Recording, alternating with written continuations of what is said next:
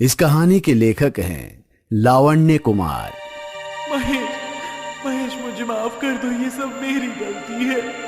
चेड़िप, जिसकी गोद में अभी भी महेश का मृत शरीर था, रोती बिलखती उससे क्षमा मांग रही थी। इससे पहले कि सूरज उगता, उसने महेश की लाश उठाई और हवेली में लौट आई। उसने महेश की लाश को सोफे पर रखा, जहां सोना उसकी छाती पर चढ़ उसके घावों को चाट रही थी और उदास स्वर में चिल्ला रही थी। महेश की ये हालत देखकर चेड़िप का क्रोध 7वें आसमान पर था।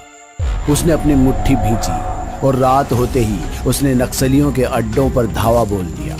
चेड़िप ने नक्सलियों पर ऐसा धावा बोला कि एक एक कर सबके प्राण पखेर उड़ गए। आखिर में उसने एक नक्सली की बाजू उसके शरीर से अलग कर उससे पूछा, मुझे बता कहाँ मिलेगा वो शिकारी जिसके पास मेरे महेश की आत्मा है, बोल। नक्सली, जिसका हाथ कट चुका था, वो बस दर्द में बेतहाशा चिल्ला रहा था और दर्द में बस एक ही बात दोहरा रहा था कि मुझे कुछ नहीं पता, मुझे छोड़ दो। आखिर में जब चेड़िप को कोई जवाब नहीं मिला तो उसने नक्सली की गर्दन काट उसका सारा खून चूस लिया और गुस्से से तिलमिलाई उनके कैंप को नष्ट करने लगी। चेड़िप की क्रोधाग्नि अभी शांत भी नहीं हुई थी कि अचानक एक चमत्कारी द्वार खुला और उसमें से निकला वो जो शायद सारे सवालों के जवाब दे सकता था, अघोरी नंदा। रेशमा, तेरे ये सब करने से क्या महेश वापस लौट आएगा? बाबा, आपने मुझे यहाँ किसी मकसद से भेजा था, पर अफसोस मैं नाकाम रही। तुम यहाँ मिल्स के दोस्त को मारने आई थी और वो मर चुका है, तो भला नाकामयाबी कैसे? मैं महेश को नहीं बचा पाई बाबा।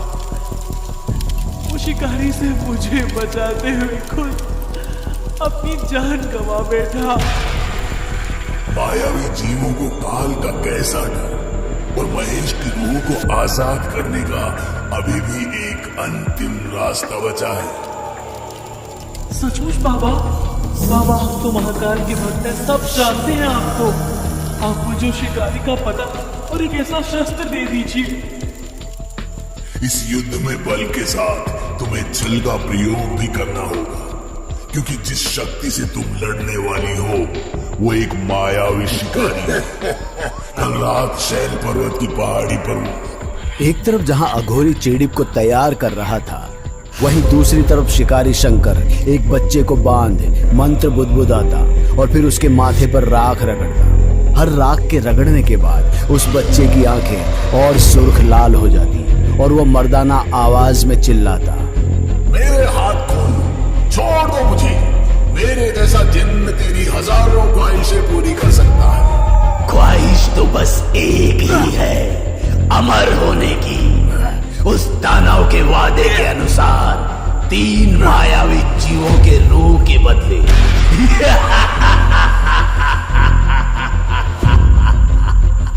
इतना कहकर शिकारी शंकर ने पास में पड़ी मशाल उस बच्चे की छाती पर रखी, जिससे उस जिन्न की रूह बच्चे के शरीर से निकल उसके पास पड़ी बोतल में जा कैद हो। वैम्पायर और जिन्न तो कब्जे में आ गए, अब बस वो मादा वैम्पायर भी मेरे हाथ चढ़ जाए तो इस दुनिया पर राज करेगा सबसे शक्तिशाली, सबसे भयंकर शिकारी शंकर।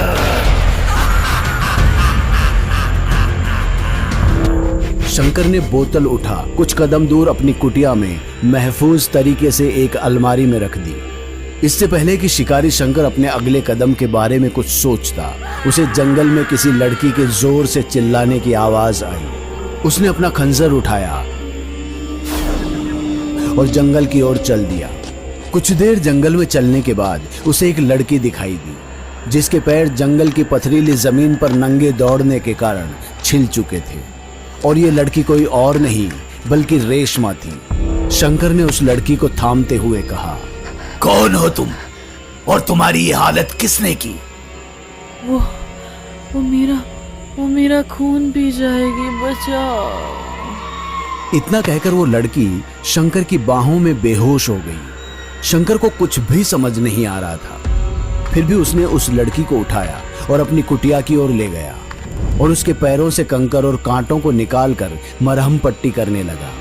कुछ देर बाद जब लड़की को होश आया तो शंकर ने उसे पानी देते हुए पूछा, तुम बेहोश होने से पहले बड़बड़ा रही थी कि कोई तुम्हारा खून पी जाएगा।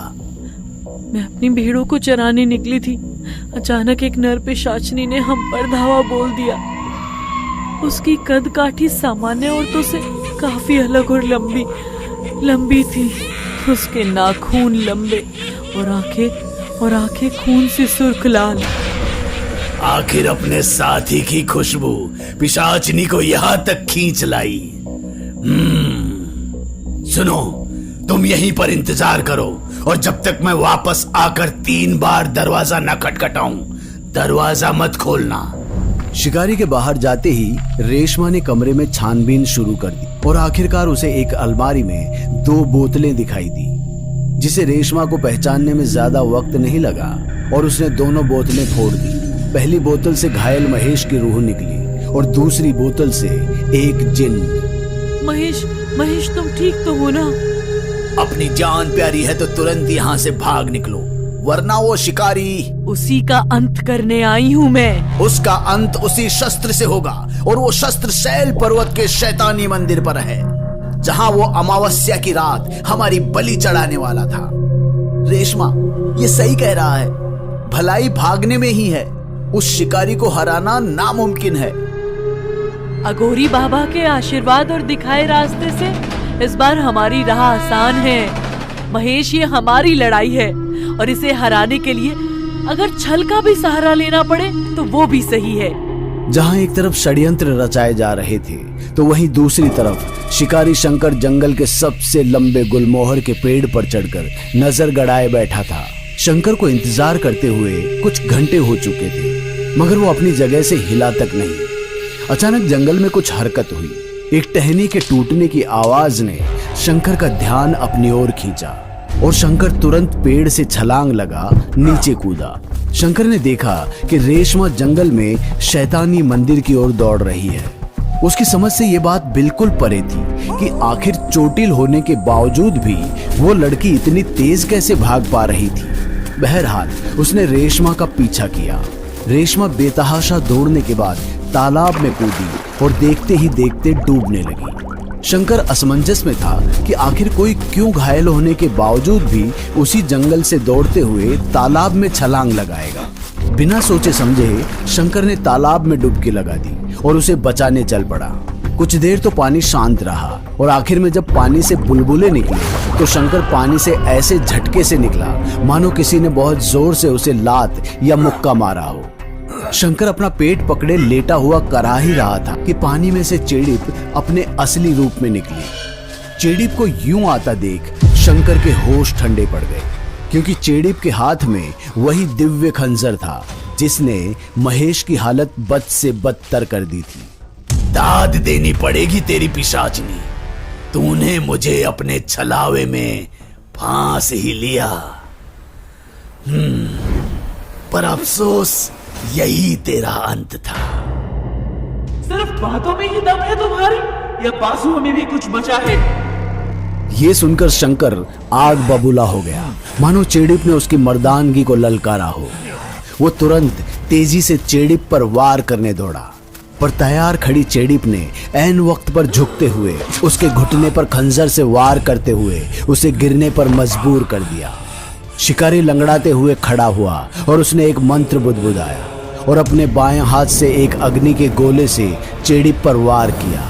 चेड़िप ने भी अपने दोनों हाथों से एक त्रिकोण बनाया और अपनी जादुई शक्ति से उस आग के गोले को बेअसर कर दिया।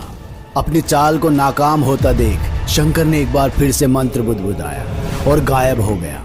चेड़िप ने हर दिशा में अपनी नजर दौड़ाई, मगर शंकर का दूर दूर तक कोई नामो निशान नहीं था। उसे अपने पीछे किसी की हल्की सी आहट सुनाई दी, मगर इससे पहले कि वो मुड़ती, एक लात पड़ने के कारण वो मुंह के बल आगे धड़ाम से गिर पड़ी। क्या हुआ नर पिशाचनी, मेरी बाजुओं का बल देख लिया या कुछ कमी रह गई मेरे प्रदर्शन में? चेड़िप ये सुनकर जोर से हंसने लगा और देखते ही देखते उसने बाघिन का रूप धारण कर लिया और मुंह में खंजर दबा सीधा शैतानी मंदिर की ओर दौड़ी।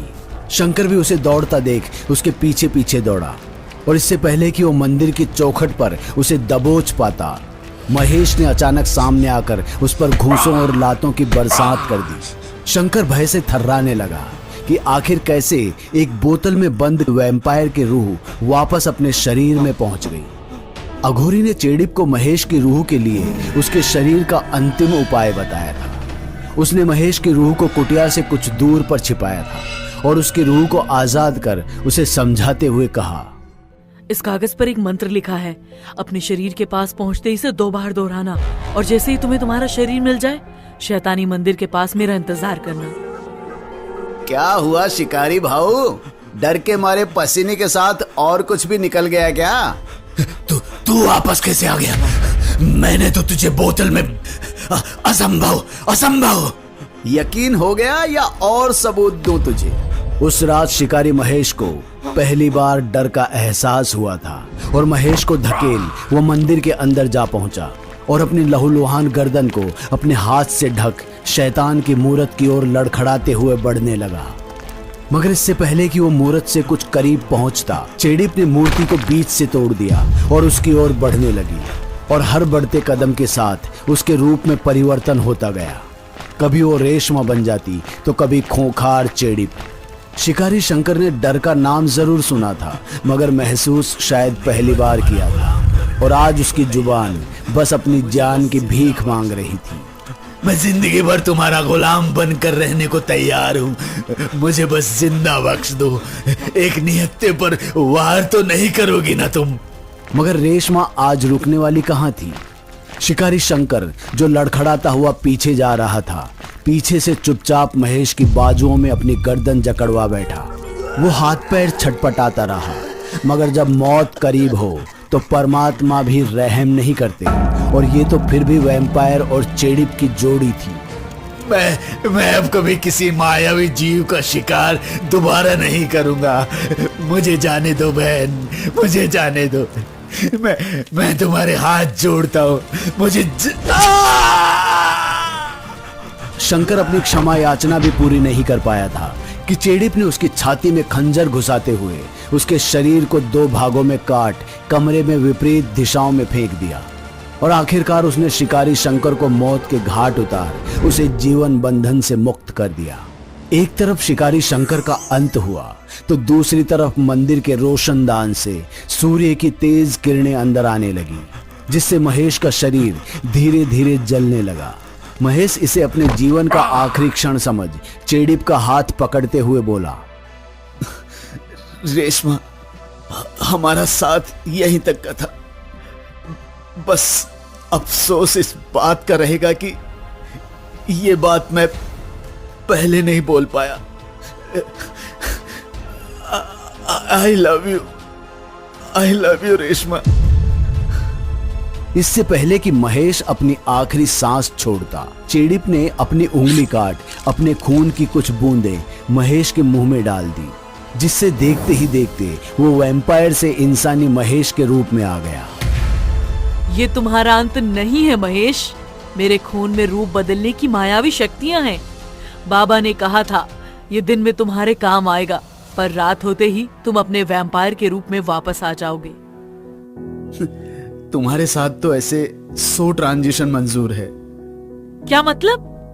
मतलब मैं तुम्हें बेहद प्यार करता हूँ। चेडिप ये सुन खिलखिलाकर हंस उठी और देखते ही देखते रेशमा में तब्दील हो गई। महेश और रेशमा की आंखों में एक दूसरे के लिए प्यार था, और आखिरकार दोनों ने एक दूसरे को प्यार से चूम लिया। और इसी के साथ वैम्पायर और चेडिप के इस अध्याय का समापन हुआ। पर क्या ये सचमुच अंत था? क्योंकि अक्सर एक कहानी का अंत दूसरी कहानी का प्रारंभ भी होता है, और ये प्रारंभ अपने साथ क्या नई चुनौतियां लाएगा, ये तो वक्त ही बताएगा।